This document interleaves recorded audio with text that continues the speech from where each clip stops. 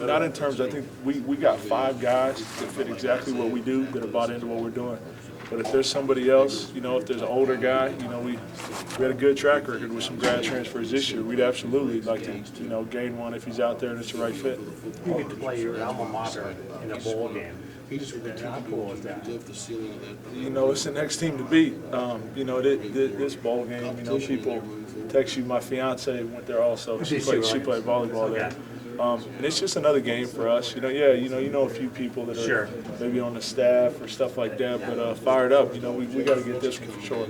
Awesome. You guys have ties, obviously, in the Tampa area. How is that relationship with that Tampa community, the state of Florida, grown since you've been here?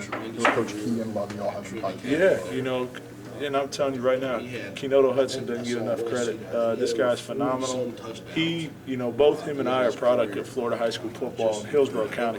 The county right next to it, Pinellas County, had already had a good base here. You have Bobby Roundtree, Kalen Tolson, Jake Hansen.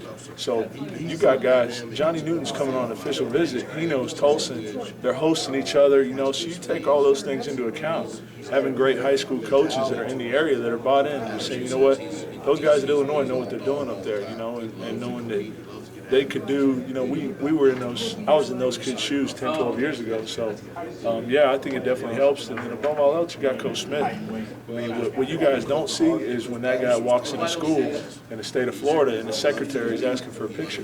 I mean, it's a celebrity down there, and as he should be. So fired up about those guys, and we're going to keep building it. How good can Trayvon Riggins be, and what do you expect from him? Trayvon Riggins is nasty. I think he's kind of gone under the radar through this whole deal. He's a guy that I think will probably end up playing inside. He's could be a swing guy, but he's big, he's physical, he's mean. I mean, and he's fired up about being here. Jamal Woods 2.0. Probably bigger than Jamal. I mean, when I got here, Jamal was, 240, 250. Trayvon's probably bigger than he was. Maybe a year later when Woods was 260, 270. That's probably about where he'll be. But great high school program.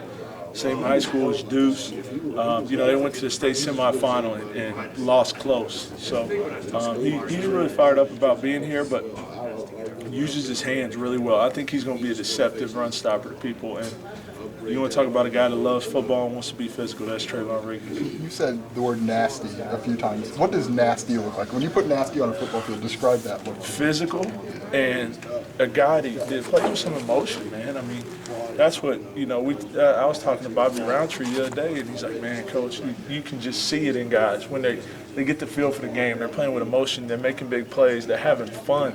But in the run game, they're tossing cats around. They're winning their one-on-one and pass rush.